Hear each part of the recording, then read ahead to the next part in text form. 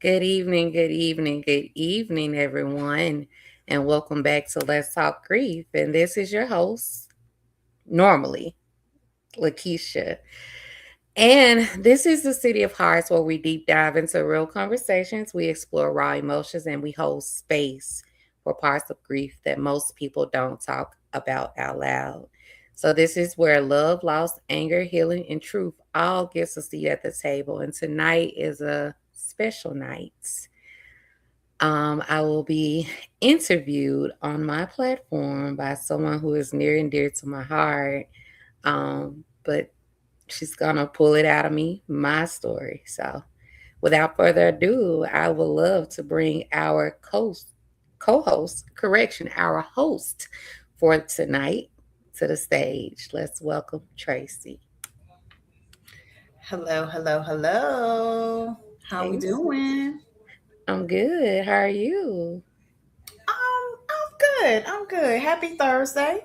Happy Thursday. How you feeling? I'm excited. I'm nervous. I'm in the front, in the limelight tonight. And typically, this is not my spot, my seat. So it's new. How are you, though?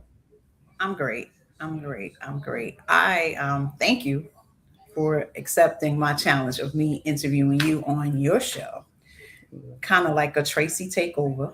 Yes. But I want you to feel comfortable and I want you to think of this like me and you just sitting on the phone or sitting face to face, just talking about real life, your life, right? Yes. So, Yes. with that being said, let's get into it. Where you No, want to start?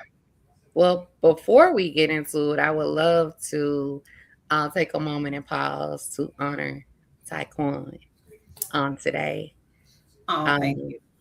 so tell the world a little about Taekwon. Whew, I told you I was not going to cry today. Okay, so those who don't know, Taekwon was my oldest son who passed away in 2019, today, 7 years ago. Um, and he battled bipolar schizophrenia. And of course, he passed away from being hit by a train. So when I thought of the date to come on, what better way to do something in his honor today where I won't be sad, where we're honoring his auntie, you know, Yeah. um, and he would be all for it. He would be like, Auntie Keisha, like, what's good, So this was my way of not being sad today and honoring him, but also wanting to get to know you because you interview everybody, you spearhead for everybody else, Yeah. and nobody really knows your story No, because you want to be behind the scenes. always behind the scenes. That's where I belong. No, ma'am. No, ma'am. Not tonight. Not tonight. You're not going to be behind the scenes tonight. Um, Yes. So typically, I am behind the scenes, and so this is very real to me. So I'm very honored that you chose me to share this space with you on tonight. I know what today is for you. You've been in my heart, my thoughts and prayers all day, but for you to take the moment to be selfless and decide to share this moment with me and get to know a little about me, I'm honored. So thank you, and I thank love you dearly. I love you. I always say there's no karmic blessing than doing something selfless for somebody else, right? And both of my boys were selfless children. They always did for everybody else. Um, and if you haven't read your books, if we haven't read your books, this is your opportunity to tell the world because you are behind the scenes. You are the one pushing everybody to be at their greatness. I remember when The Love Language of Grief, the first volume came out, and my chapter was done on Taekwon's birthday. Yes. And you poured it into me. It was like, you could do it, you could do it, you could do it. And so, ironically, his birthday and his death date, we are doing something, you know. So, thank Yeah. you for giving me the opportunity to just pour and love on you. What? Enough about Tracy. We gonna talk about Miss Keisha.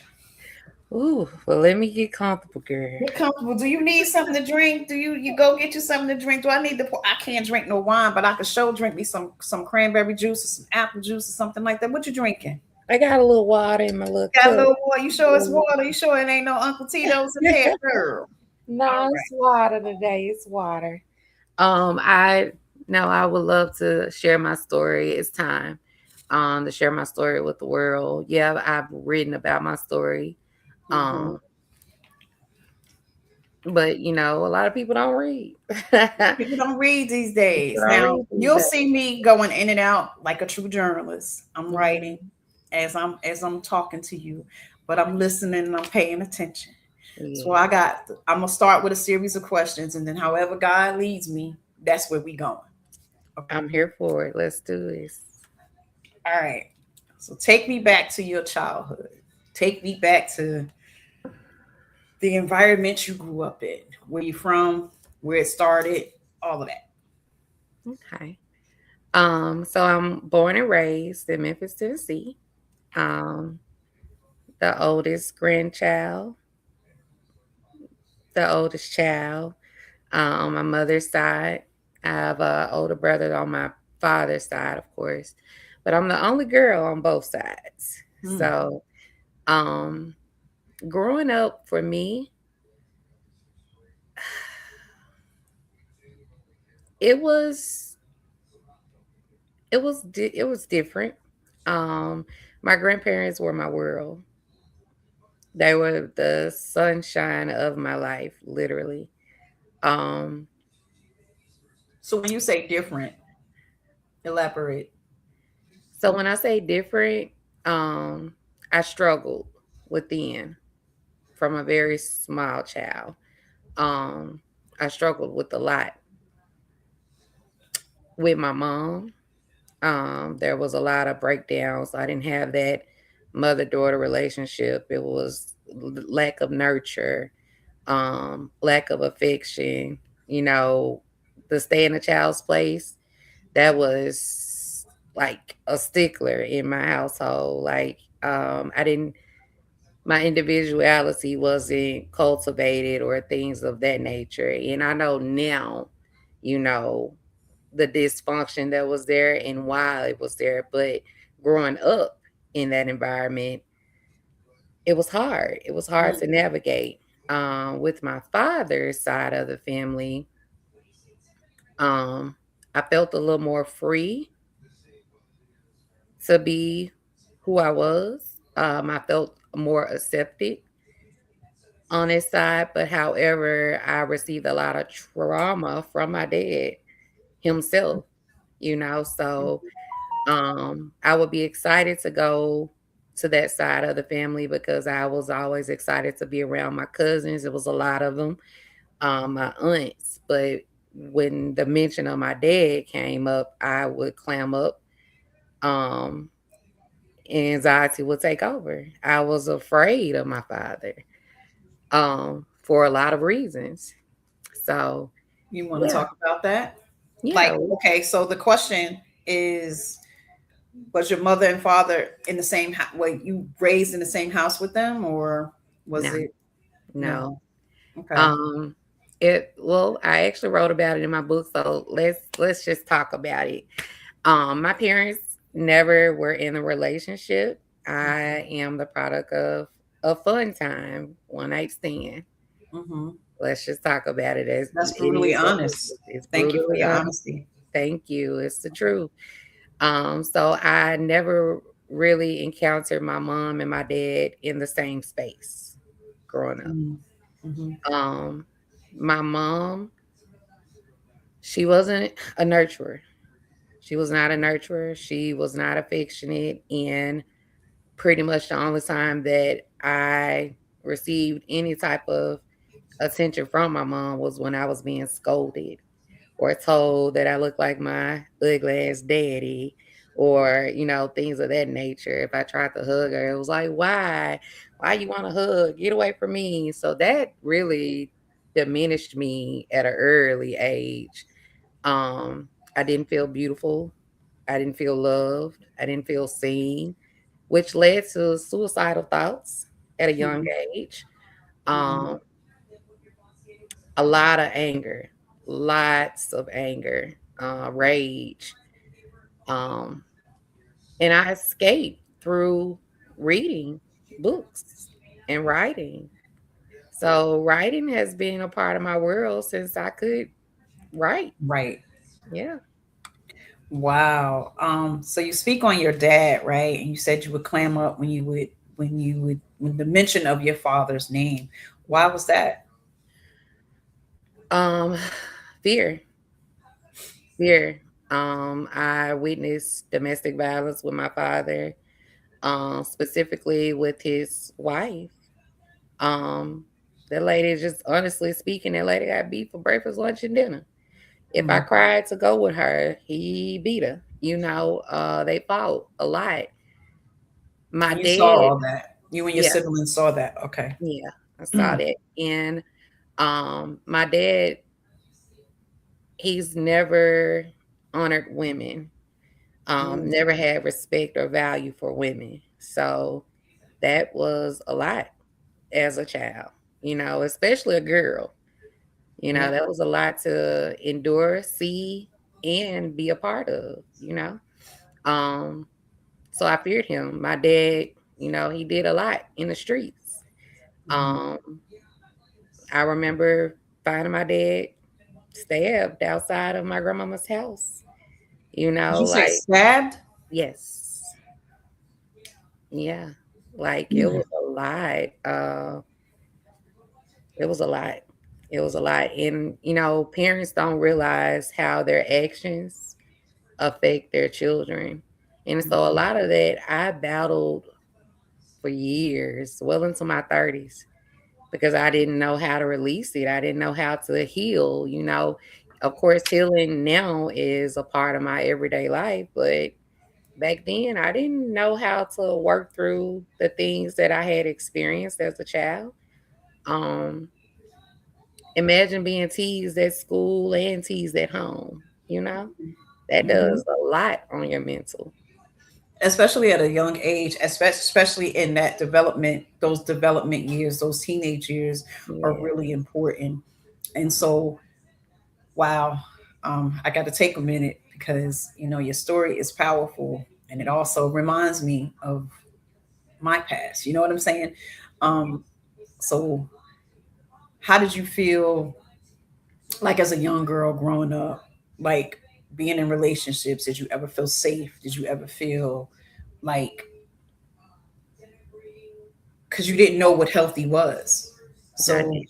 did you, when you were in relationships, did you associate if they yelled at me or if they hit me, they loved me kind of mentality? Because a lot of times people pick up those traits. They pick up that, well, that you don't love me because you ain't calling me out my name, or you don't love me because you ain't hitting on me.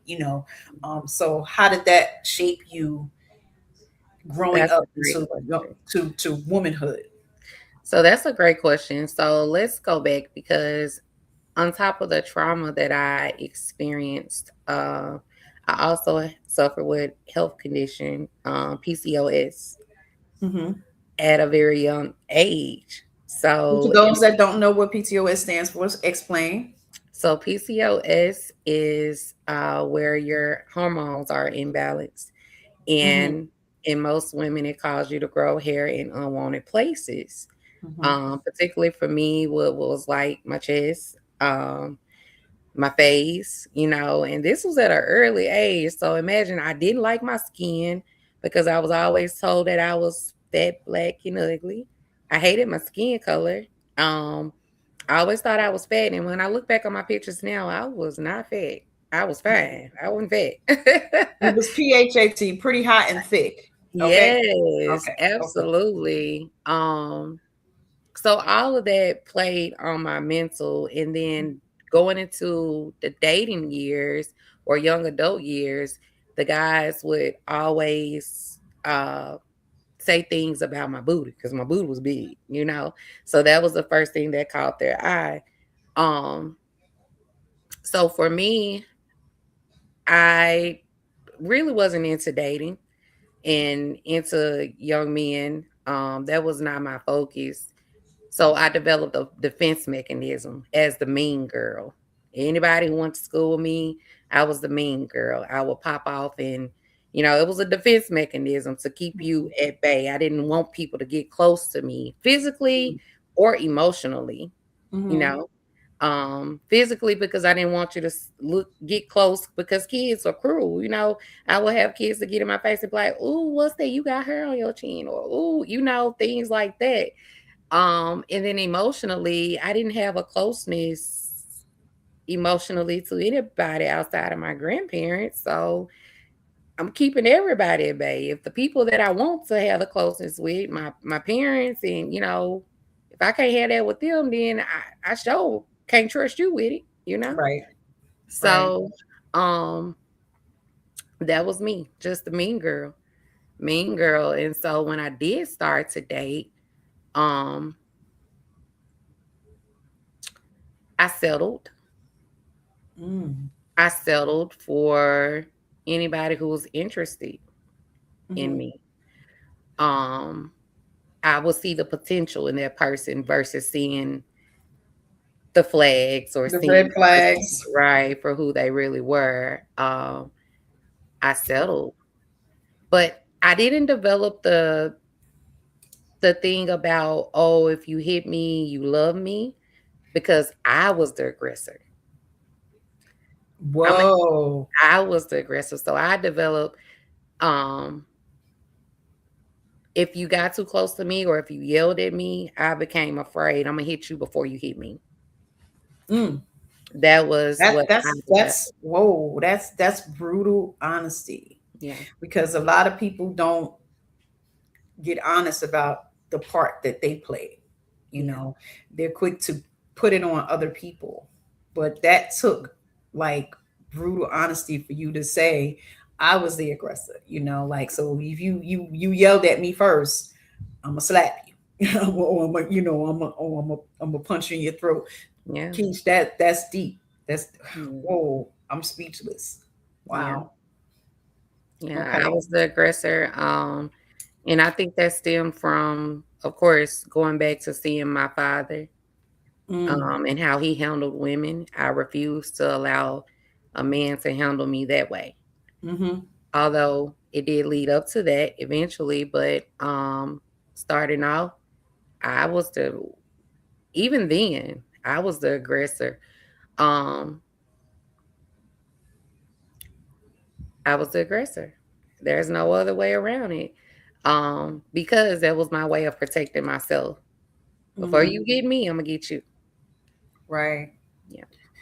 And you went through that for I years. went through that for years.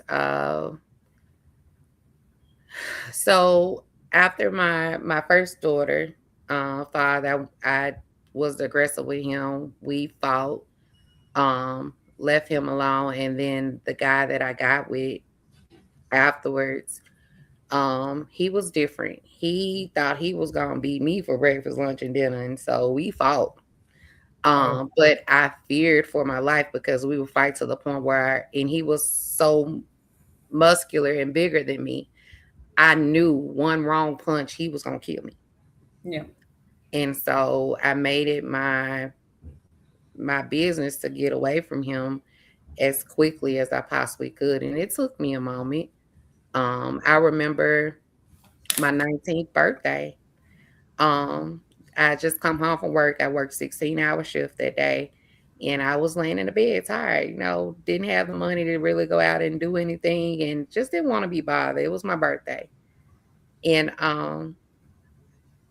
he wanted to have intercourse and Mm. I wasn't feeling all of that. And so he cocked back and hit me. And when he hit me in my face, my mouth, it split my mouth in four different spots. Mm. And we went to fighting, and he bruised my ribs really bad. Mm-hmm. And so I did get away. When I got away, um, I was just like, I can't do this. Like I can't even beat him. He's overpowering me. Like I can't do this. And so um at that point I was just like, let and this is disclaimer. I didn't kill the man, but I wanted to kill the man. Okay, you heard it. She put the disclaimer out Right. there. She not on the first Right. 48. She ain't on Snap. She ain't on Law and No. Order Special Victims. She good. She didn't kill No. the man. Now she said she wanted to, but she did Yeah. not. That's the disclaimer out there. But that stuck out to me really. It stuck out because of what happened, and I was so young, and I didn't have anyone that I could confide in Mm-hmm. about it. Because I come from a very judgmental family, a very Mm-hmm. judgmental family. So being open and honest about, things of that nature, your vulnerability, it Mm-hmm. was not accepted in my family. My family was very judgmental. Um, Anything outside of what they could consider to be normal was unnormal, and so, but for that stuck out to me because I remember looking at my daughter and I just felt so ashamed. My baby girl, she wasn't even a year old, and I didn't want her to experience that. So that right there was like a heartbreaking, gut wrenching moment for me because it's like I done brought this baby into this world. All I know is this, and I don't know how to break the cycle, but I know I don't want my child to go through this. Like Right. I'm gonna protect her at all costs. So Right. that was a really self-aware moment in my life that I knew. Think I became overprotective of my girls Mm-hmm. after that Mm-hmm. because it was like, nope, You had mm-mm, no choice. yeah, So there's a lot of trauma, mhm, right? At a young age, yeah, trauma. So let's talk about trauma, survival, and identity, okay, right?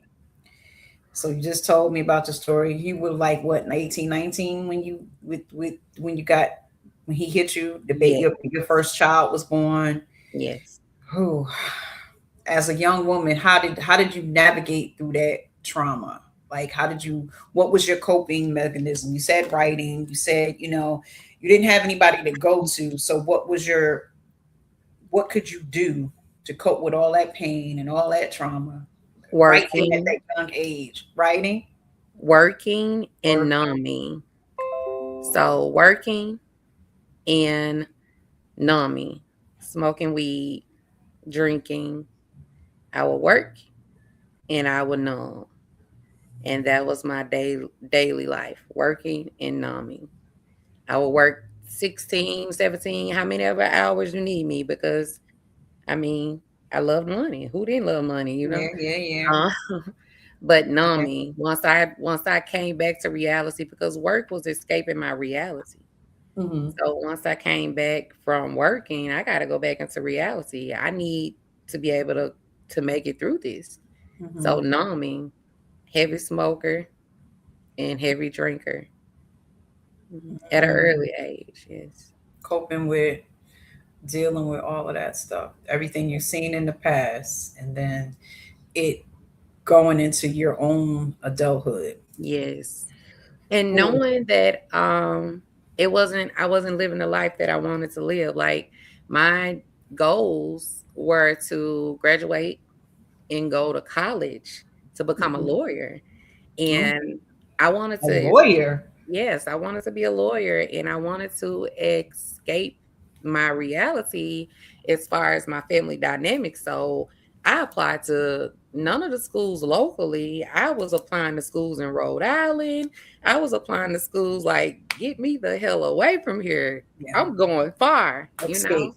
Yes, Escaping. Escaping. yes, Ooh, take a minute yeah. and breathe. How you feeling?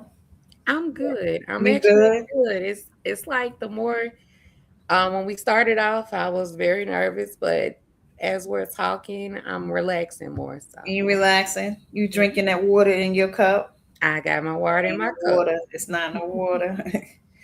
So one of the questions that stood out to me, or one of the things that I was thinking about, so after going through all of that stuff, Mhm. how are you different in relationships or choosing relationships now? Personal, personal work, everything. Like how seeing all that you've gone through, going through what you've gone through at a very young age, how does this shape the core of the relationships that you deal with now? Because you're like when you're in your 30s, right? I'm in my 40s. Or you're in your 40s, so hey, you know, okay, you know, I'm Yeah. 25 plus shipping and handling. That's my story. I'm sticking to it. But how does that shape the relationships that you're in now? So I'm not in a relationship. I'm single by choice. Mm-hmm. Communication Mm-hmm. is very key to me. Um, Transparency is key to me. Also, emotional intelligence. And honestly, a lot of people in our culture, they suffer from the lack of having emotional intelligence. So it's kind of hard for me to, I'm not even going to say hard. It's just I haven't connected with anyone on that level um, Mm-hmm. that I see myself moving forward with. Um, Genuine. If you're not genuine, I can't rock with you. Energy don't lie. And I stand on that wholeheartedly. I've done enough work on myself, so my confidence level and my self worth. I know my self worth now. I didn't know it then, but I Okay. know what I deserve now, and I have non-negotiables. So that's that. Oh, okay. Give me three non-negotiables. Oh, absolutely. Well, one is the lack of emotional intelligence. Mm-hmm. That's number one because if we Mm-hmm. can't get past that, we ain't getting nowhere. Right. Secondly, also, if you have numbing mechanisms, that's a trigger for me, and I can't go for that because I know that you're not growing, you're not healing. Because Mm-hmm. in order to heal it, you gotta feel it. And so Mm-hmm. that's something that, of course, socially, drinking, smoking, whatever, however I'm not judging you. But if that's something that you rely on heavily daily, that's that's a sign that it's some underlying issues that you haven't dealt with or don't want to deal with, and I Yeah. can't do it. Can't do it. Sorry. You gotta feel it and then heal it. You know, Absolutely. you gotta go through that. Do you ever feel like you had to be strong for everybody Girl, while yes. hurting on the inside? Absolutely. My entire life. My entire Really? life. Really? Yes. Especially in my 30s. Mm-hmm. My 30s, it was, well, first of all, I lost my grandmother 7 days after I turned 31. Mm. And my grandmother This was, is the grandmother you spoke about earlier. yes, the Okay. light of my life. Yeah. My mama's mom. Mm. Losing her was sudden. So it was a big blow to me. She was my best friend. Me and my granny talked every day, all day. Mm-hmm. Um, she was a glue. And so honoring her, I kind of defaulted into those shoes of being the glue. Mm-hmm. And I also inherited being the caregiver for my grandfather Mm-hmm. when she passed away. No one could take care of him like I did because she groomed me Mm-hmm. to take care of him. And so I already had my children, and yes, my entire life though, I've always been the nurturer, the one to take care of people, to step up when others wouldn't. So it was second nature to me, but my 30s stick out because even when I didn't want to, I had to. And that was Mm-hmm. hard. That was hard, Tracy. Mm-hmm. That was so hard. Mm-hmm. Because Um, you pretty much lost yourself. And you still trying to be there for everybody else, and I, then trying to take care of everybody else and not taking care. yes. And then you know how the families break down when the matriarch passes away. Mm-hmm. And it was like, even though I did the good deeds, it was not recognized. It wasn't honored. It was more, I received more backlash Mm-hmm. than I did um, anything, you know. And it's always been like that. I always been a kind of I don't call myself the black sheep. I don't like that word. I call myself the prima donna. Even So better. I was the prima donna of my family because Hmm. I I've always been vocal. Um, if I believed in something, I stood on it. And I'm gonna let you know that I do. And then Standing on business. if you want to square up, we can square up. But Standing I'm on not wavering. business. Right, right. So that was a lot because at that time I wanted my family closeness. I needed my family closeness. I was grieving myself, but no one saw it, you know. I tell people they was always say, "You so strong." I mean, what else can I be if strong is all that I can be? You know, Right. I so support matters, community matters because if Right. you don't have it, it makes the journey 10 times harder. All right. So you're a mother now, right? And Yeah, your story. How many children do you have? I have to. Two girls. Yeah, So, when we become mothers, it changes us. What we yeah. went through as children, or what we went through, we don't want our children to go through, especially girl children. Now, you're a girl mom. I'm a boy mom, of course. So, Mhm. you know, it's mothers and their boys and dads and their girls, right? So, becoming a mother emotionally, how did you? I'm trying to articulate what I want to say. Becoming a mother, how did you like? We go into protective mode to protect our children. Like, what I know you wanted to break the curses of generational curses. You didn't want the Mhm. same things for your children. So how did you incorporate that into your everyday motherhood of protecting them, or you know keeping them? I don't want this for you, and girls gonna go their own way. They're gonna do what they want to do when they want to do it. But how did you break the cycles with them, because they're amazing girls. Yeah, they are, and I'm so grateful. But let's be transparent and honest. I initially wanted to parenting the way that I was parented, Hmm. and at that time, I thought I was protecting my babies, but hell, they probably was needing protection from me.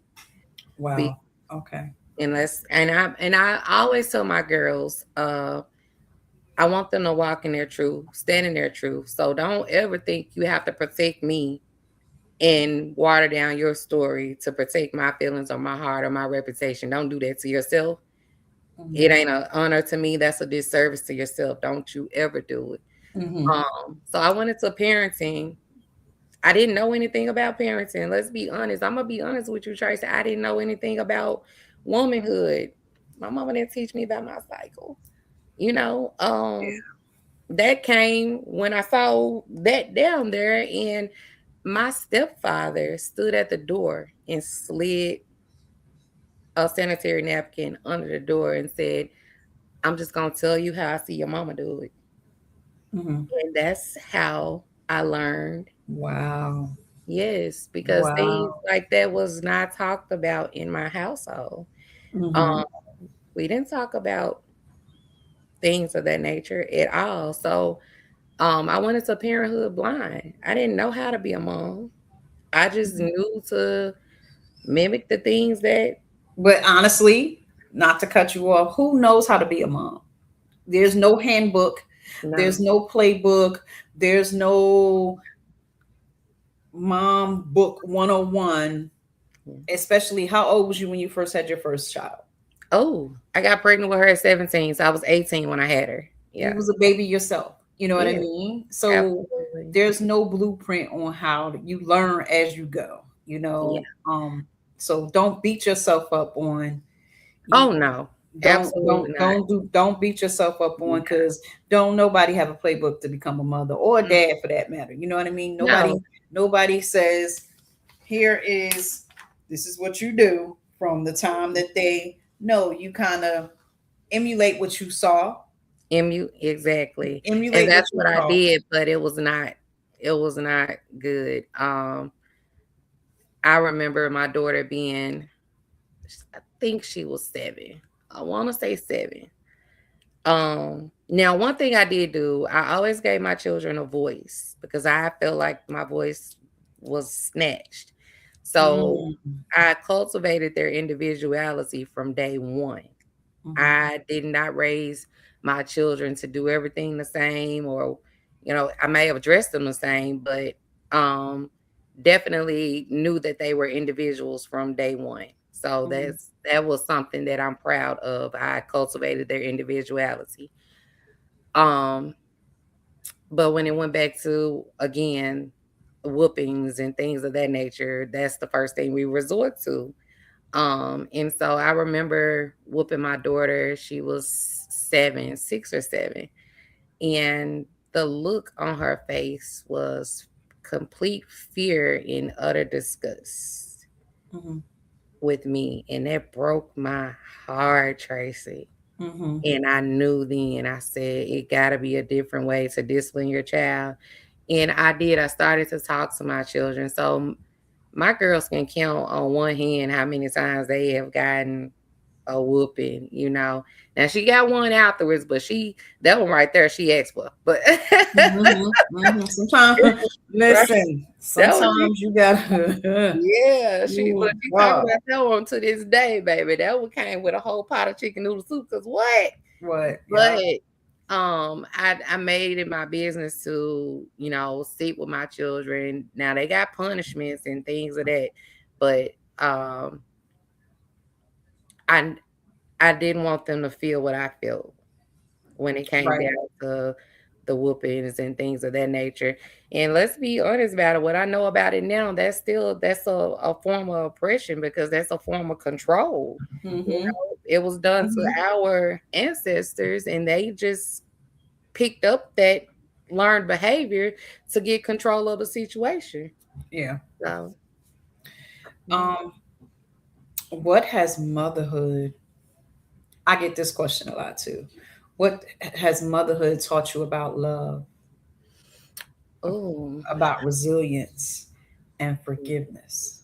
oh, that's a great question. It's taught me a lot. Um, Unconditional love was the Mm-hmm. first thing that I learned um, when it came down to love with um, motherhood. My oldest daughter, when she came home from the hospital, I had to have another emergency surgery. So I didn't go home with my daughter. And when I came home, my daughter was attached to my mom and my aunt. And so that crushed me. But I knew, regardless of how it made me feel, I didn't turn my back on my baby. I loved her even harder because Mm-hmm. I wanted her to know her mama. Um, I My life no longer went before hers. It taught me that, Mm-hmm. at the age of 18, I wasn't selfish. I wasn't thinking about oh, I want to go out and party, or oh, I want to do this. Or no, my first priority was being a mom. Now, when that little one came along, my youngest daughter came along, it was just like I was the center of her world. And that deepened my connection with unconditional love. Like I can yell at her, but she gonna come right back, Mommy, I love you. Mm-hmm. Um, and I Something get about them babies, the youngest ones. Mm-hmm. Man, I still get chills now just thinking about how much they taught me about love and Mm-hmm. unconditional love. They taught me empathy. They taught me the resilience. Of course, the resilience came when I couldn't make a way out of no way, but a way was made. Yes. My kids wasn't going without. So having my children saved my life. Mm. I tell anybody that those girls saved my life. Mm-hmm. Because as I said before, I had suicidal thoughts before. Um, I've been in a psych ward before, not for a long time, but that's because I tried to take my life. Mm-hmm. And so, of course, you have to go get evaluated when you try to do something Yeah, like they want that. to make sure you are right. Absolutely. So, my children, they did save my life. And The suicidal thoughts, the wanting to take my life, that was a cry out. I Yeah. couldn't voice it, but I had to get it out. And that was a Mm. cry out. Yeah. Yeah. Yeah. That was at the. Mm, Yeah. I love you, girl. I love you. I You love you. okay? I'm good. I'm good. Right. We getting ready to go into a different part of this Okay. because a lot of people want to know your journey with grief, right? Mm.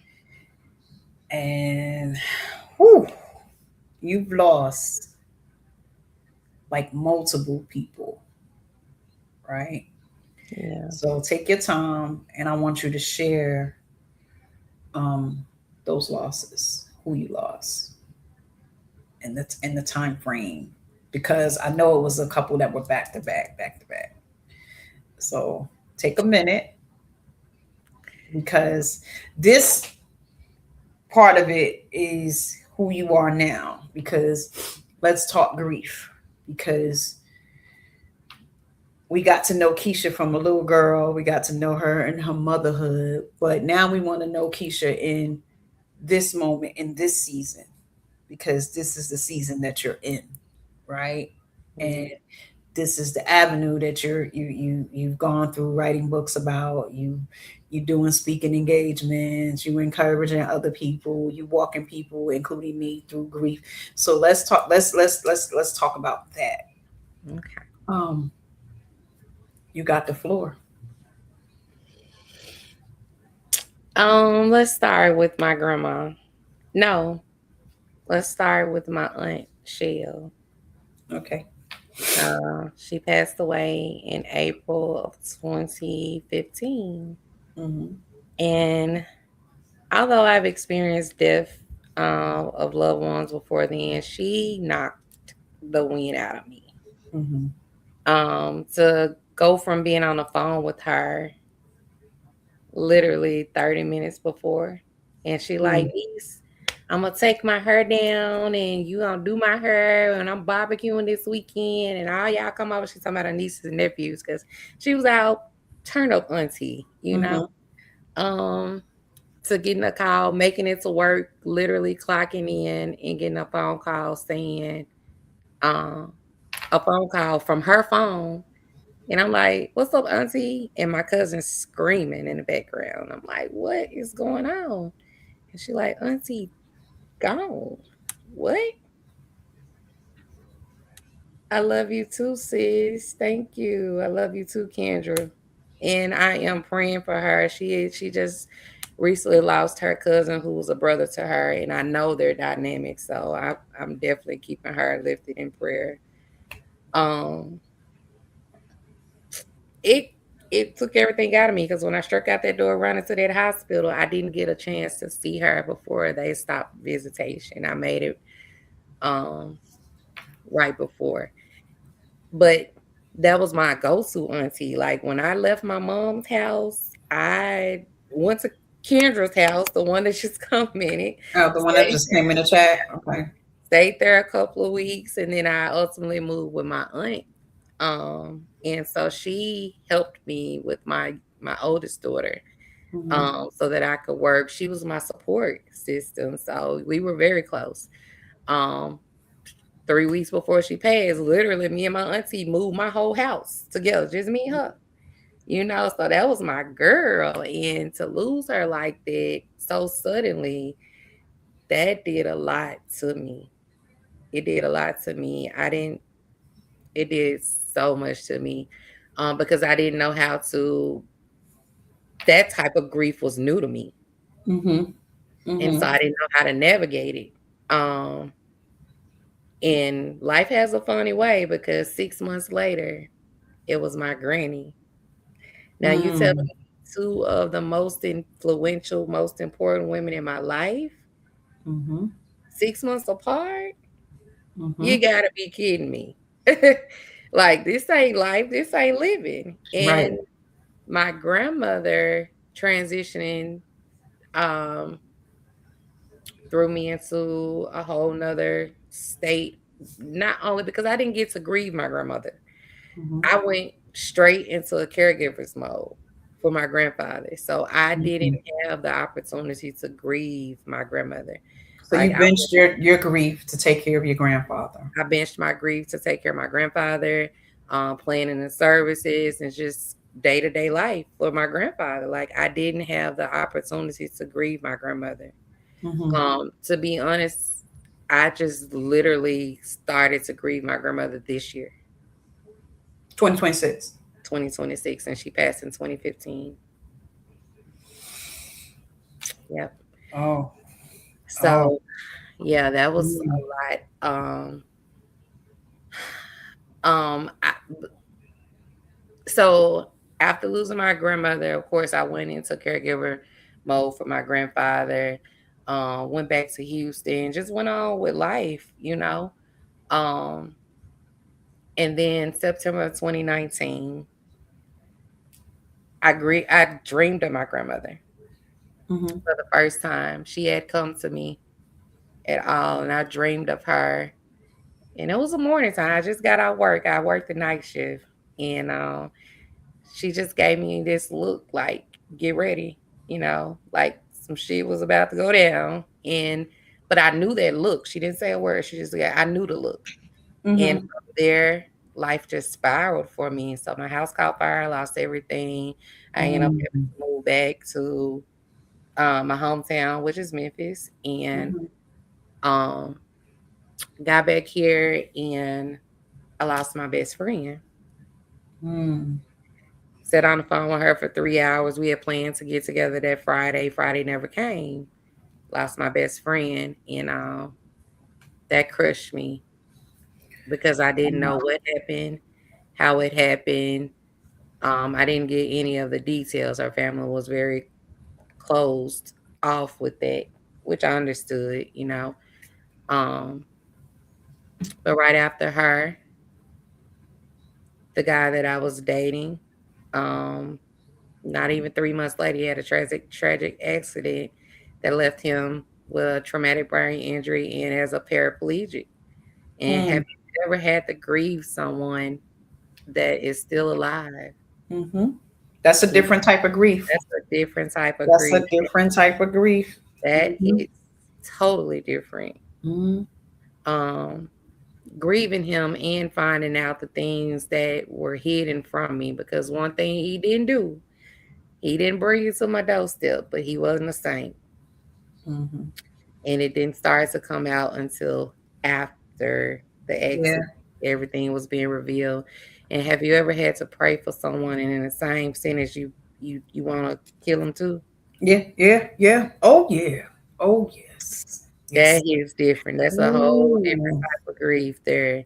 Yeah. And once again, I had no one to lean on through that Hmm. process. I had to just go through it. Hmm. And my brother, um, my brother James, I saw a different side of him because he called me every single day. He prayed for me when I couldn't pray for myself. He was Hmm. like, he was, and he wasn't even in the city, but he was holding his sister up. Hmm. Hmm. And A praying only, brother. man, and Yeah. only to be taken away from me that November. So literally, I'm going through this So with, this is 2019. this is 2020. Okay, so we went So from 2015 to within a 5 year span. yeah, so 2019, no, 2019 was when my house caught fire, moved back here, got settled. I lost my best friend February of 2020. I lost Mhm. Mario May 19th of 2020, and then my brother November 2nd of 2020. Let's talk Yeah. about Mario. Mario, he was it. He was the guy. He was the guy. He was my best friend. We did everything together. He was there with me caring for my grandfather. He was a tremendous help with caring for my grandfather.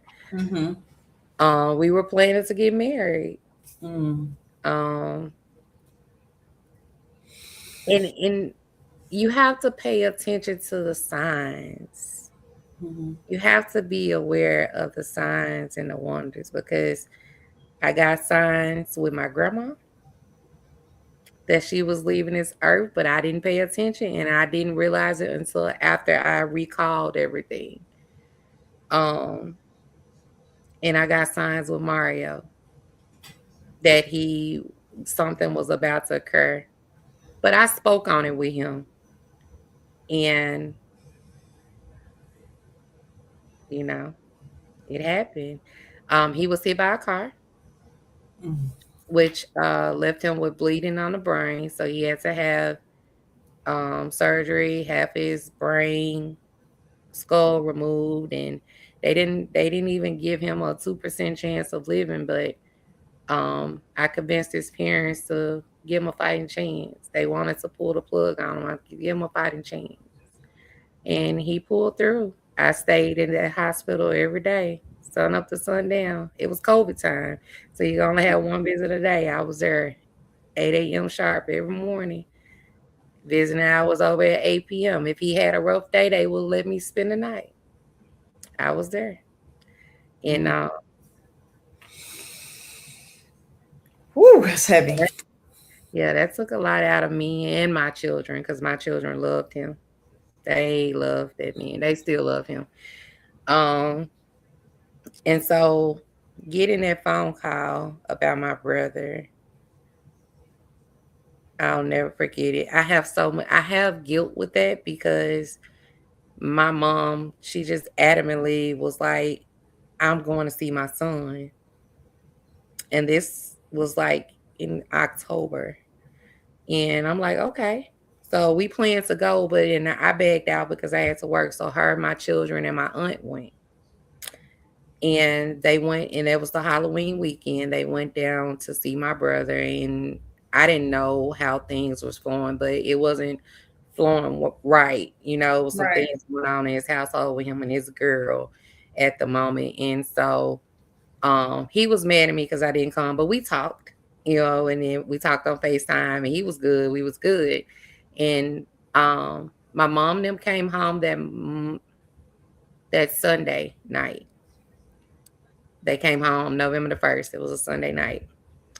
And my brother was deceased Monday night at 10:21. Take a minute. Now, we talked on the phone at 3 p.m.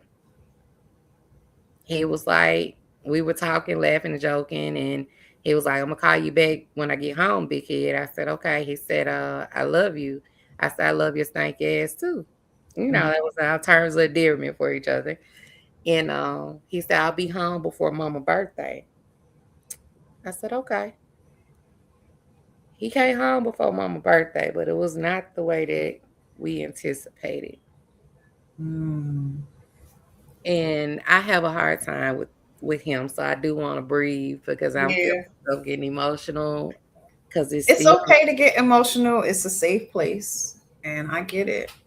I get it. It Tracy that took my soul. yeah. All my life it's been him and me. Mhm. My mom only had two children. That was my everything, like that was my brother, Miney and Keisha, Keisha and Miney. That's how our families referenced us. They call both our names at the same time. Um, to see my brother changing and evolving to be the man that he had become. And he was not just my brother, he was my baby. Because whenever thing went wrong with him, I was the one he called to fix it. You know, Mhm. Mhm. You a big sis. I'm big sis. Mhm. And not knowing what happened, that adds more layers of grief. Yeah. So I remember leaving my mom's house that night. My mom stayed right across the street from me. And I had just left my mom's house, came in the house, had enough time to go in my room, do something, and start my bath water. And I hear my mama footsteps running up the stairs.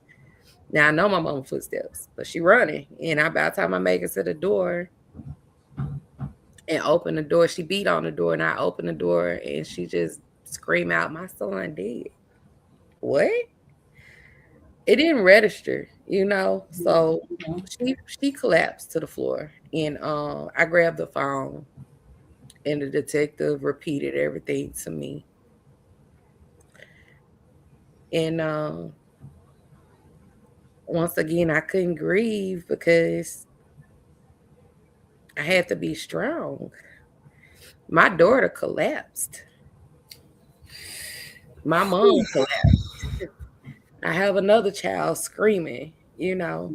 Mhm. Um, it was just a lot to take in that moment, and I still can replay that moment as if it's still happening.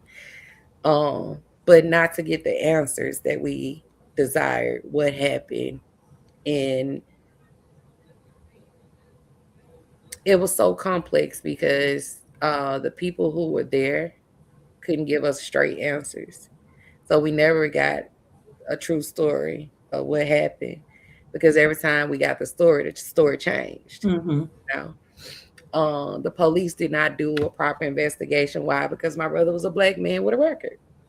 Mhm. No one ever went to the police station to be questioned. They were questioned at the house. Statement was given. That was that they moved my brother's body, which automatically should have been the reason that they would have been transported because that's messing with evidence. They moved Mhm. my brother's body, put a pillow under his head, and put a blanket over him. The Yeah, that's shell definitely casing, tampering with evidence. exactly. The shell casing was never discovered in the house, and it was a lot. And then to have to dealing with one detective who is empathizing with the family who ordered the autopsy. They don't order autopsies unless they feel like it could be foul play. Um, only to be told, get through the services and we will connect after that. Well, when I after the services, I connected with a whole different detective who did not he was racist. Let me just be blunt and frank about it. Racist. Mhm. He did not want to work the case. I tried to give him evidence. He told me he didn't have the funds to delegate towards the evidence, and it was a lot. I fought tooth and nail to just get somebody to hear us when it Mhm. came down to my brother's case. And ultimately it just got to the point where I had to leave it alone because my mental sanity depended on it. Um, I couldn't go to the store. I couldn't be around people. I didn't trust anybody. Yeah. Anxiety was through the roof. Luckily, my children were of age where they could drive. Mhm. So they had to do grocery shopping, going to pay bills, you name it. Like my girls held me down because I couldn't even get out. I couldn't come out the house. Yeah. Yeah. You were you were done.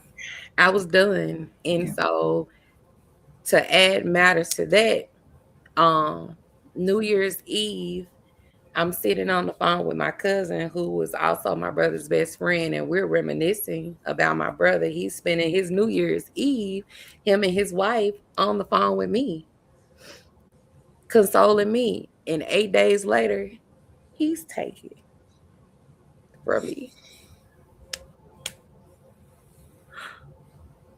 Take a minute, sweetie.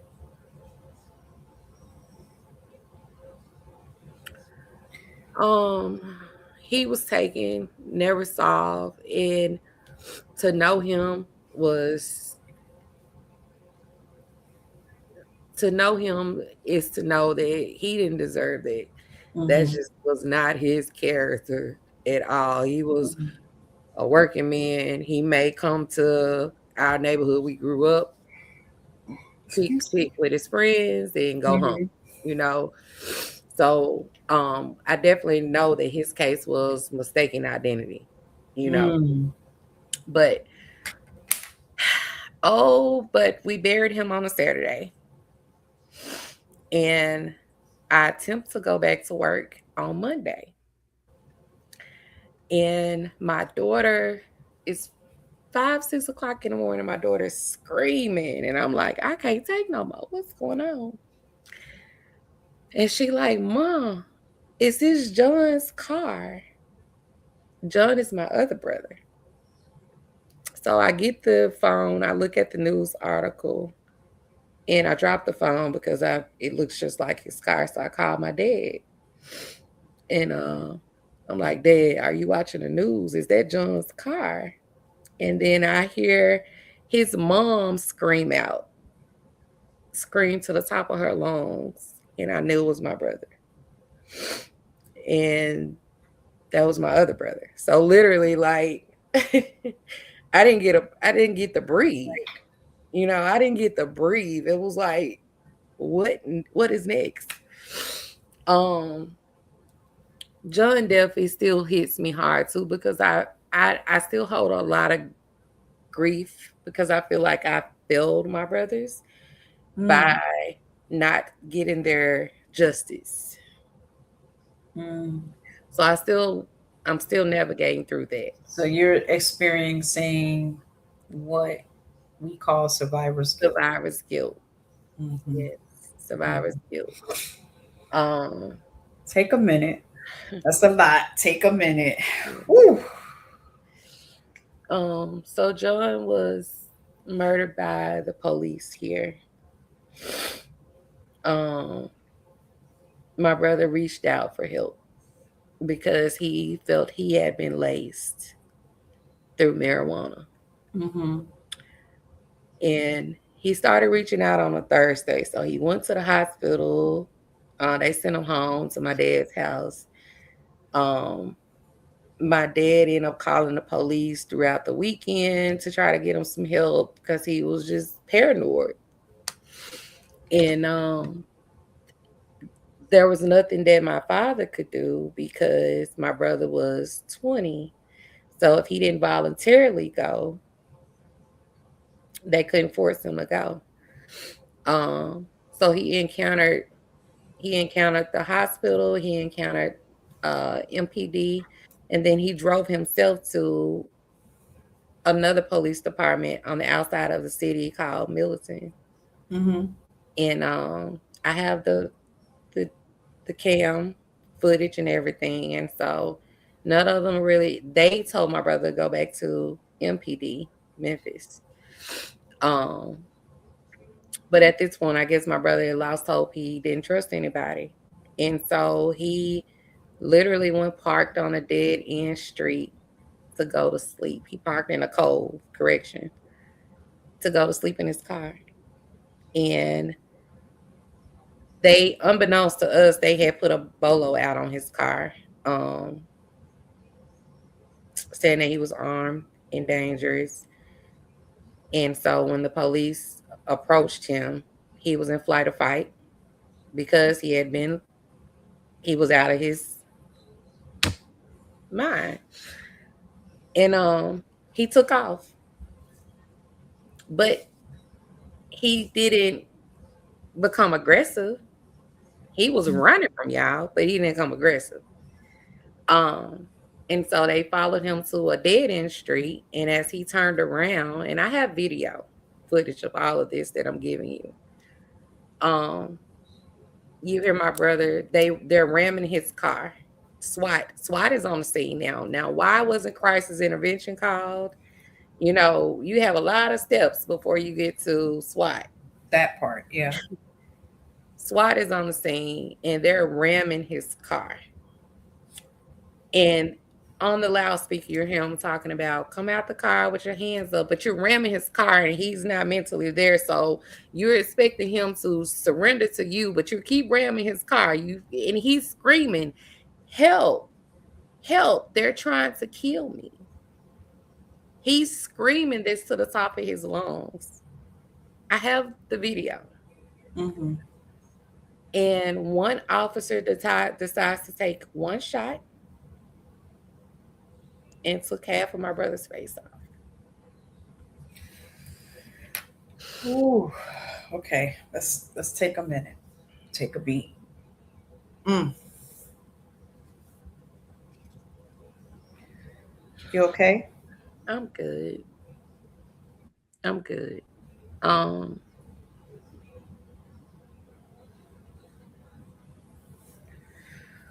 Whew, that's a lot. And yeah,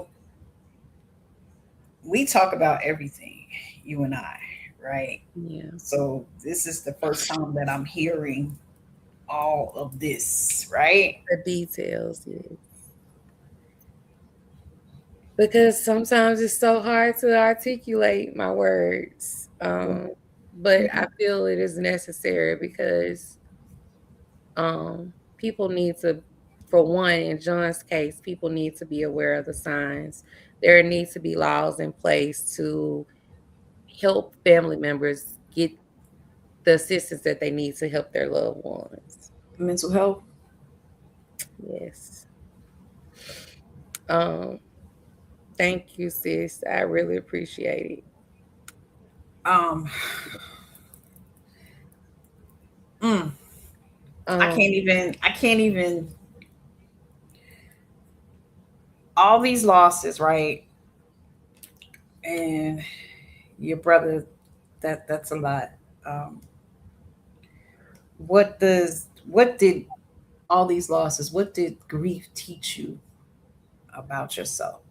Because you sustained a lot and a lot of major people in your life. Like what did or what does grief teach you right now? Like in this moment where you are right now, in these emotions right now, what has grief taught you? Grief has taught me a lot. Grief has shifted the trajectory of my life. Um, Grief has taught me that, yeah, you got to live life to its fullest. Grief has taught me a lot about myself. Um, my comfort wasn't found in religion. Mm-hmm. My comfort and my growth was actually found when I walked away from religion. Now, when I say I walked away from religion, people think I walked away from God. Absolutely not. I feel like my relationship now with God is stronger Mm-hmm. than it has ever been.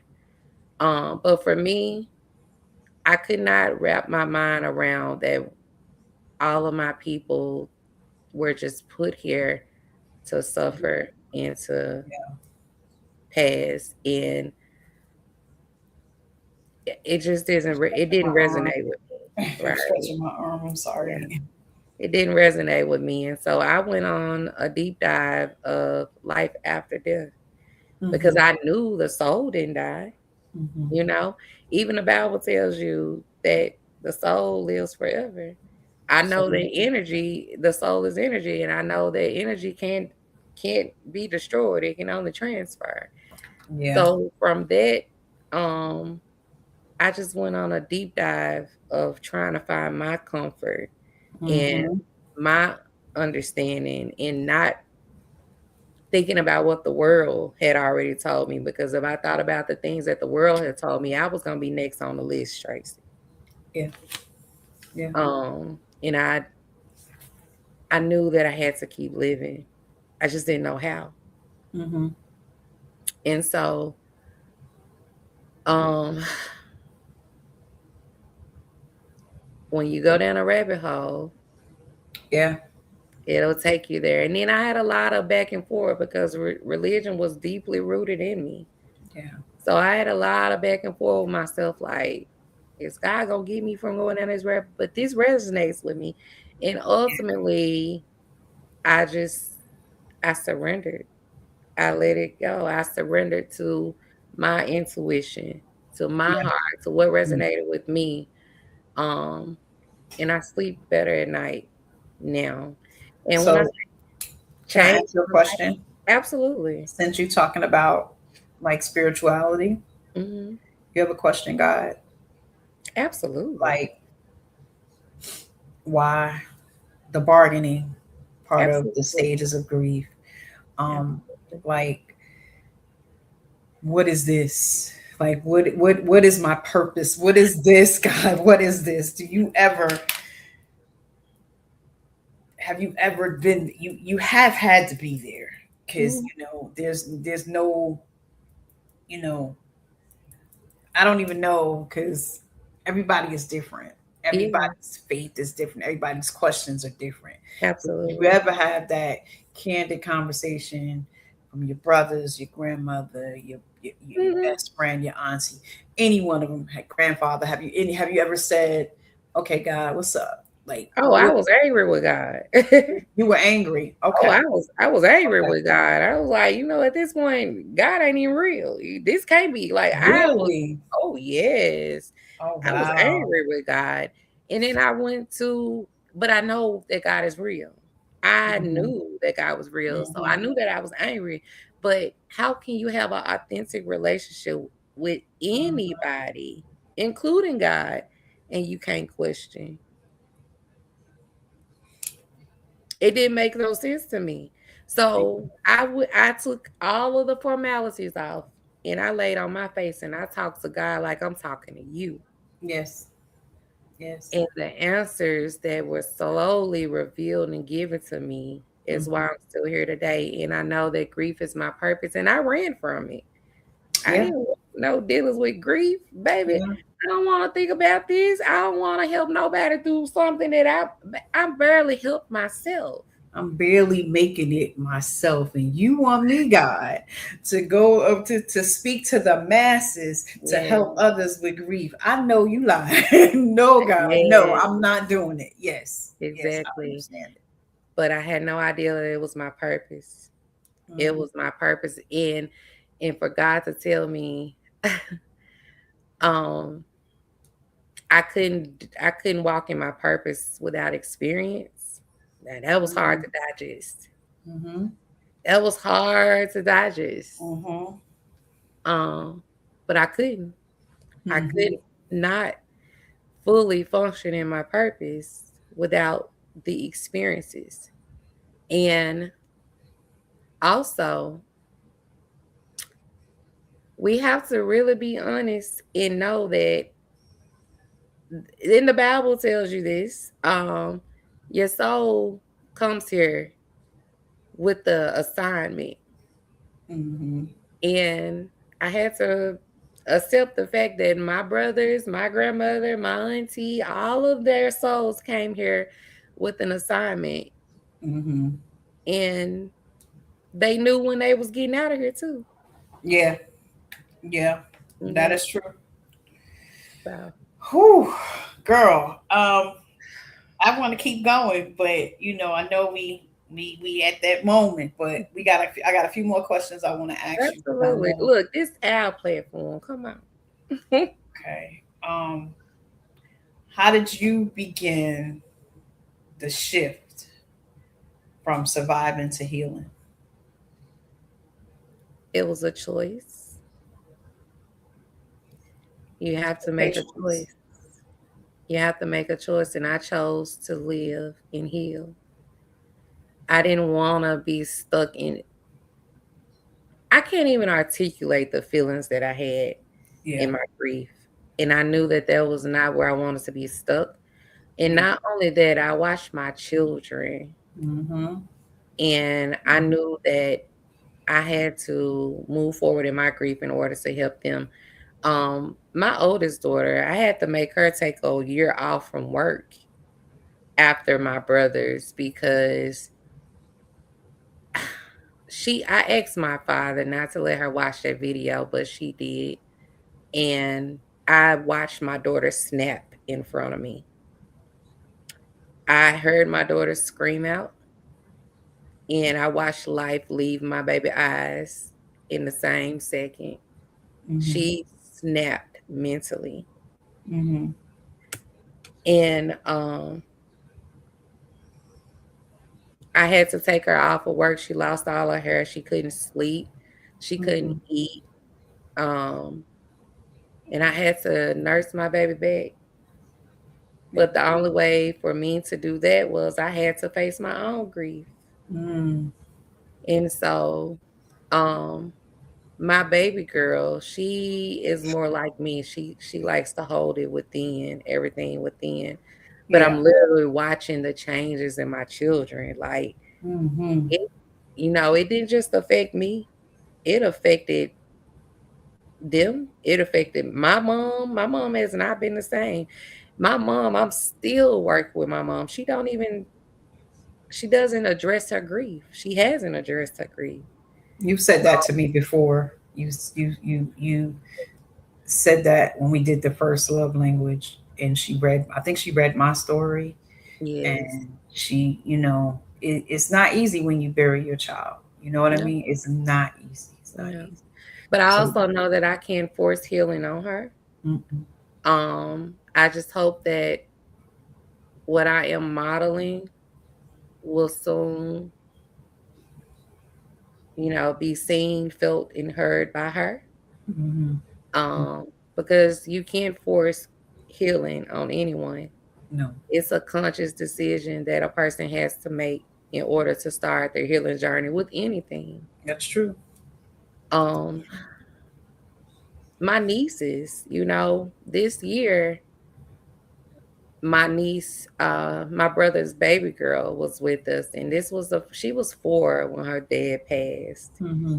And so this year, she came home from school. She was here with me, and I'm like, "What's wrong, TT? You okay?" And she just broke down, and she was like, "Donuts for Dad is tomorrow, and I don't want to go because I don't have my dad." And I'm like, I'm lost. Like, it's not just affecting me; it still affects my entire family. Yeah, And yeah. and all I could do was hold her. But I'm grateful that my brother have friends like no other, because I Hmm. reached out And they showed up. and they showed up. Yep. And That's what having a good support system in the community will do for you. They will show up when you can't show up for yourself. yes. Believe me. I have held back tears this whole time. I have. I thank you for your rawness. Right. Um, Part of the story I didn't know. You know. And so on this grief journey, we have a lot of people that don't know what to say, or um, they don't know what to say, basically. So how do you correct them? Sometimes I don't even correct people. You know what I mean? Oh, Because this is my favorite part of the subject, huh? let's do it. It's my favorite part of the hunch punch. Let's do it. Yes. What do people misunderstand about grief that you want to correct? Oh, first and foremost, I know y'all mean well. Speak on it. I know y'all mean well, Speak on it. but it's time to let those cliche statements go because they are more harmful than helpful. Um, Hmm. when someone loses someone and they're trying to process their loss, don't nobody need you in their face talking about God makes no mistakes. Hmm. Time heal our wounds. Hmm. It's gonna be okay. This person has literally had an emotional death, spiritual death, right along with the person that they lost, because they will no longer be the person that they were before the loss. Hmm. So the best thing that you can do for anyone is simply come and sit by their side and be quiet. And Okay? be quiet. And be quiet. If they want to talk to you, they gonna talk to you. If you want to rub them on the back, that's okay too. But it's time to let and I know that the intentions behind the statements, they mean well, but those statements don't help. They do more harm than good. No, my whole attitude shifted. Like, don't touch me. Number one, Mhm, don't. If I don't want to be touched, don't touch me. mhm, Number two, please don't tell me. Um, what's the main one? Time heals all wounds. mm, First of all, when you sit at the table and you preparing your meal, and that child is still coming to the table. Don't tell me how to feel because I got two empty seats at the table. You understand what I'm saying? So don't Yes. tell me time heals all wounds because those were my kids, right? Those were your Mhm. brothers. Those were my, you don't you still got your brothers. You still got your Yes. grandmother. You still got your Yes. grandfather. You still got your favorite auntie. You Yes. still got your kids. So until you walk a mile in the shoes, then be quiet. Be quiet. Be quiet. Be And be be and God makes no mistakes. First of all, First of all, let's be God don't clear. make no mistakes, but let's talk about it because we seem to only give only want to talk about the devil when it's an excuse or um when it's beneficial. Hmm. But let's talk about it. There's good and bad in everything, and everything ain't on God. Okay? Speak on it. So, Speak on it. once again, like Tracy said, if you have not walked in those shoes, please don't tell nobody how to feel. Please don't tell nobody what God and did or ain't did, or sometimes it's more harmful. Hmm. Because when people kept telling me God don't make no mistakes, y'all was pulling me more. They were pulling me farther and farther away, making Yeah. me more angrier with God than healing. It wasn't healing to me. Yeah. It wasn't. It wasn't. You know. I didn't get angry with God. Of course, I asked questions though. Like Oh, I got angry. Yeah. the questions was like, okay, God, what now? You know what I mean? Like, what's up with this? Mhm. Your story is amazing. But I Like, got angry, and let me say this: I didn't get angry with God because of what happened. hmm I was angry because I didn't understand. hmm there's a difference. It's a difference. And that's because I was still holding on to that religious teaching of not questioning God. But Hmm when I released myself from that and I asked the questions, I mean, I was able to release that anger that should have never been there in the first place. Yeah. Yeah. So, how do you honor your loved ones? Oh, girl, I love honoring my loved ones. I Okay. honor my ancestors because they paved the way for me. I hmm honor my ancestors because have you ever seen that movie? Is it Coco? The Disney movie? I want to say it's Coco, but Now you're gonna have me go and find Coco on TV. so they have the ancestor altar and they have the pictures up and they honor their ancestors. But one is slowly fading away in spirit because his picture is not on the altar because they're not saying his name, they're not remembering him, they're not honoring him. And so that movie touched me because I feel as though my loved ones legacy, their memories will forever live on because I'm gonna forever speak their names. I'm Names. gonna forever honor their names. And so I like candles. I write letters to them. I have journals that I write the things out that I want to say to them. Hmm Of course, we do balloon releases at times. hmm Um, my brother I'm planning a whole Wayne Dang Doodle for my brother's 40th birthday to honor his legacy. He's not here to celebrate it, but we gonna turn up for it. You Yeah. know, and I'm not saying that everyone has to do this, but this is what helps me Yeah. in my grief. Yeah. So I would tell anybody, you find the things that help you bring a smile to your face because people don't understand. And I want to really say this: your grief is your expression of love for Mhm. your loss. Yes. Yes. That is what your grief is. It's your way of expressing your love for your loss. hmm And so, baby, I, hmm, my brother likes shots. I might pour a shot and set it out and be like, brother, it's for you. You know, It's for you. Yeah. it's for Yeah. you. So, I today it was it's an honor to honor my son. Yes. and talk to you um, today. Because you're the It- most beautiful girl in the world. I do what I can, but Yeah. it needed to be done. People needed to hear your story because you're always behind the scenes. Like you're always the behind the scene girl, So and to know you is to love you, right?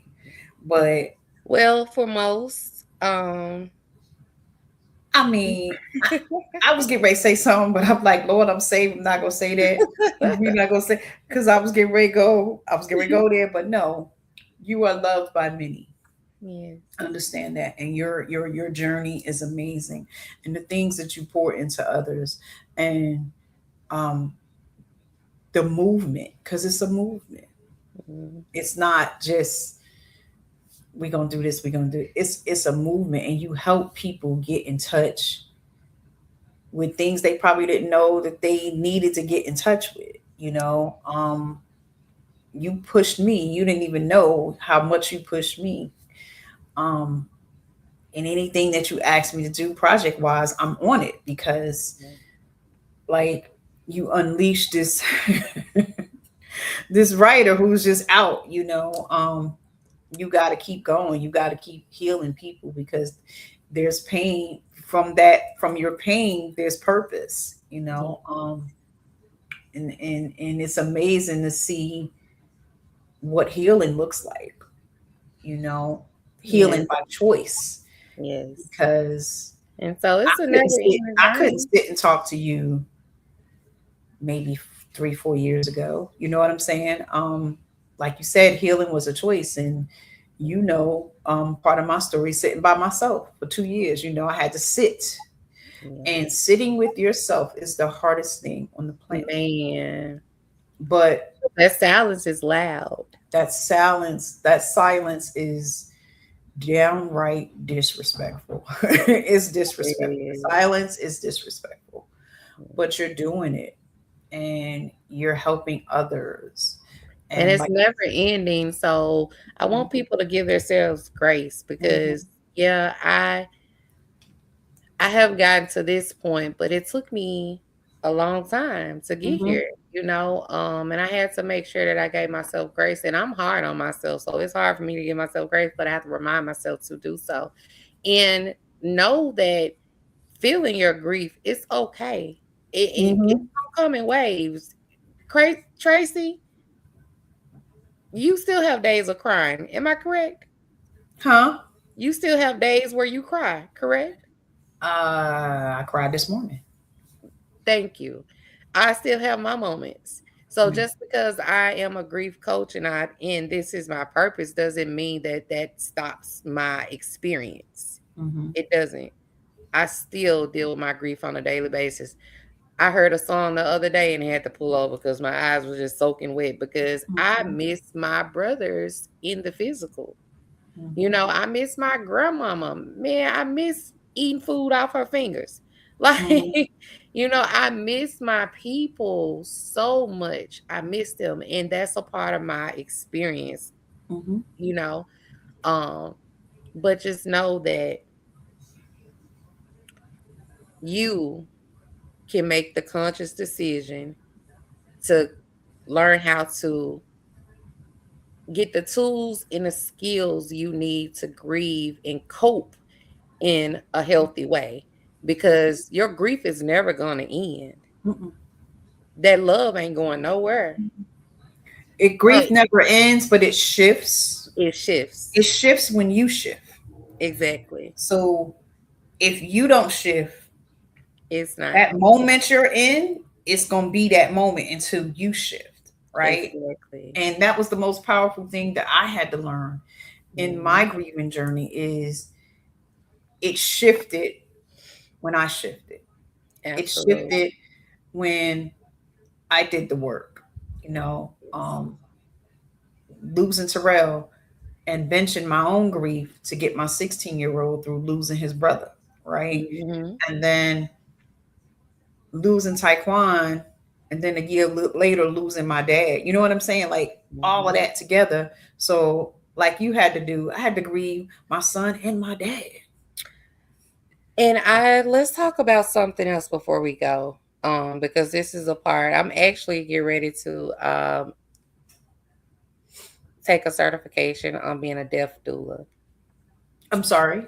A deaf doula. Okay.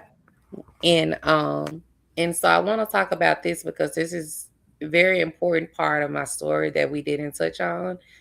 My grandfather, his transition, and to witness it and to experience it with him.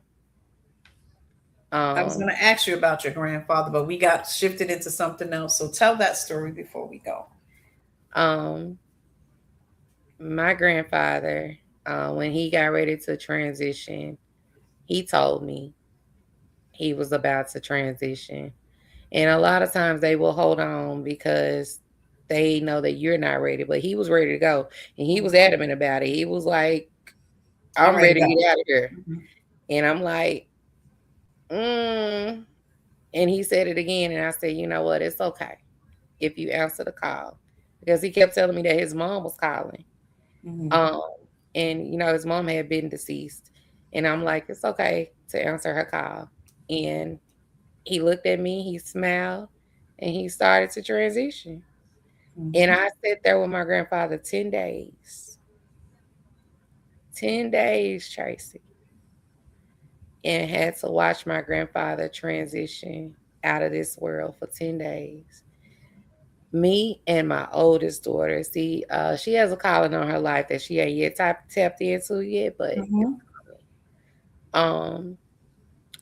And my kids tried to go to work. They tried to keep themselves busy. Um, but I took a moment in the restroom and I broke down. I think we were on day 3, day 4, and my daughter came in the restroom and she said, "You can't do this alone. I'm not leaving you." And so Mhm. she took off from work and she didn't leave my side. Um, before he started to transition, um, I could feel the energy, the presence of spirit in my house, you know. I even have a picture that I had night vision on, as well as I got the original picture and I had it to be put in night vision. You can see the spirits in my house. So there is life after death, Mhm. and you ain't telling me nothing different. Okay. Mhm. Mhm. Um, but to watch my grandfather transition, I think it was more hurtful for me in the physical because I'm thinking he in pain. He wasn't in no pain. Mhm. He did get his burst of energy, and he asked me for ice cream, Mhm. his favorite. And of course, I couldn't give him ice cream, but I did get the opportunity to take the ice cream on my finger and rub it on his lip, Mhm. And he left me that night. But before he left, um, my daughter said, "Mom, it's quiet. It's getting quiet in here." We were in there with him, and we had dozed off. I had dozed off. And she said, "It's getting quiet in here." And I said, "It's getting quiet." And when I realized what I said, I jumped up. And before I made it to his bed, you saw twinkles of light come out. And he took his last breath. Mhm. That was his soul. Going it. His Yeah. soul enters through your crown and Mhm. exit. That was his soul. He was going back. And he took his last breath. And I was able to close his eyes. And I didn't cry immediately. I started Mhm. to sing to my grandfather, and I got a cloth and kind of wiped his face and, just held his hand. And my daughters, they were, on the other side of the bed, and I just started singing, "I am free" to him. And we were okay. Mhm. We were okay. To watch that experience, it was amazing. Yeah. It was a lot. It was Mhm. hard, but it was something that I needed to see. Mhm. Um, it gave me a better understanding of death and the transition. Yes. And I don't fear death anymore. Death used to paralyze me when I Mhm. thought about it. I no longer fear death. Um, but just to see that it was an amazing experience that I'm grateful that I was able to share with my grandfather. Yeah. Um, but when they took him across that threshold, when they exited my house with him, that's when it hit me like a ton of bricks, me and my daughter, and I lost it. Because the minute he went across that threshold, my house got cold Mhm. and lonely. And I think I stayed there maybe another 30 days and I had to move. I couldn't do it. I couldn't do it. Yeah. Um, I just couldn't do it. So that was an amazing experience. And when I think about my grandfather, I grieve him because I miss him, Yeah. but I got so many memories. So when I think about him, and most of the time, it's in joy Mhm. and laughter because he was a jokester. Um, it's not as hard, or I guess because I feel like I fulfilled my assignment with him. Yeah. Yeah. So it you can grieve everyone differently. Don't mean I loved any of them any less, but each one of my experiences, each one of my loved ones, I grieved all of them differently. Mhm. Each one is a different relationship too. Yes. So there's different feelings. So no death is the same. You're No. not gonna grieve one less. You know what I mean? So I get it. I understand it. Even with my brothers, I love my both of my brothers, but I grieve both of them totally different. Totally different. Yeah. Me too. Well, it's been such a pleasure tonight. I'm grateful that you pulled this out of me. Otherwise, the world would have never got it. Girl, you are simply amazing. We Mhm. love you. I love Thank you. you. I love you Thank too. you for opening up your heart Yeah. and just letting it flow. And it was so many other questions, but you were answering them through your responses. So I didn't even have to ask you certain things. I didn't. You pretty much you know touched on every area that I needed you to touch on. So we got a glimpse into Miss Keisha. Yeah. We got a glimpse into your story, I and will tell anyone, the best service that you can do yourself is being authentically you. yeah. That's it. That's all. Society has its own standards, and I Mhm. don't live by them anymore. I'm sorry, I don't. Mhm. But that was the best thing for me. Yeah. I love hard. I go hard. If I'm doing it, my heart is in it, or I'm not doing it.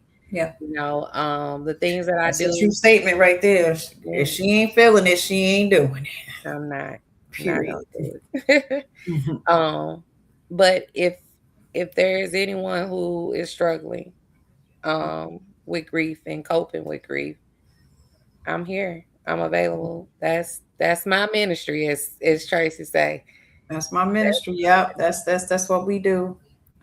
We where can people reach you? I'm sure everybody knows how to reach you, how to get in touch with you. Talk about your books, all 10,000 of them on Amazon. um, so if there was someone that's watching out in cyberland and they going through grief for the first time, if they want to talk to you, and where can they reach you at? We all on the absolutely. same platform, so it's you Yeah, may somebody may be out there that can identify with losing some of the losses that you had. yeah. Well, I'm taking a little hiatus from a lot of things, so I would say the best way, yeah, to reach me would be to reach me via email, which is let's talk grief with Lakecia at gmail.com. Or you can simply dial my phone number. Um, and I'll leave Messenger up. So you can definitely DM me. If you're on YouTube and watching, comment. However you feel like you want to reach me, reach me. I'm available. Um, I don't really do Instagram. Of course, my Facebook is Lakecia Lashun, and my TikTok. Now you'll catch me in TikTok land. I love TikTok, and that's Keisha Sacredly Blooming or author Lakecia Lockridge. It's the same page. Gotta say it. You Yeah, it's gotta the say same. it. It's the same page. So I'm here. Um, Mhm. I'm here. Don't be afraid to reach out. No judgment zone here. No judgment zone. So if you're ready to make that conscious decision to take the next step so that you can breathe a little lighter, I'm here. Mm. Oh, and I do have a journal. It's called Remember, Rise, and Reflect 90 Days of Honoring and Healing with Your Ancestors. So check it out. That's book number 10,001. There we go. No, just joking. Just joking. Yeah. Just joking. Just joking. Yes. I hope to see you uh, in 2 weeks. We'll talk about that off the air. Yeah, we'll talk about that off the air. I definitely got to make my way back. I'm trying to think of something now to do with my mom for Mother's Day. Hmm. Um, yeah, I just need to celebrate my baby. But We'll yeah, figure it out. We'll um, figure it out. so I might slide that way. I don't know. Come on through. I'll be here. All right. Well, I love you, and I this has love you too. been another episode of Let's Talk Grief. Oh, one more thing before we tap out, because I'm about to tap out. If you are interested in telling your story, hey, beautiful. If you're interested in telling your story, if you want to share your story or just have a conversation, hit me up. Hit I'm me here. up. Hit me up. Hit me up. All right, you guys have a great night. Good Good night. night.